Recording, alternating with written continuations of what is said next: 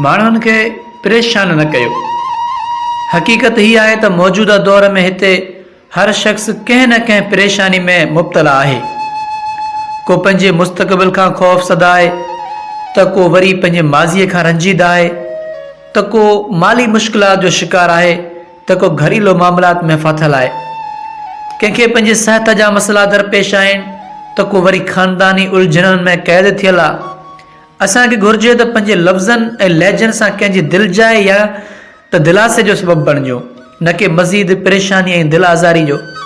अक्सर असां लापरवाही में या बेध्यानी में कॾहिं कॾहिं अहिड़ा सवाल ऐं कमेंट करे वेंदा आहियूं जो परेशान माण्हुनि खे मज़ीद परेशानी में मुब्तला करे छॾींदा आहियूं।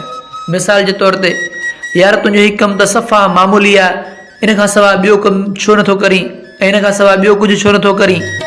अञा ताईं तुंहिंजी शादी न आहे थी, भला आख़िर छा मसइलो आहे, छा वजह आहे, तुंहिंजे बच्चनि जो छा थींदो, आख़िर तुंहिंजो कमु कीअं थींदो, भला फलाणो तुंहिंजे बारे में हीअं थो चवे, फलाणो तुंहिंजे बारे में हीअं थो चवे, वग़ैरह वग़ैरह।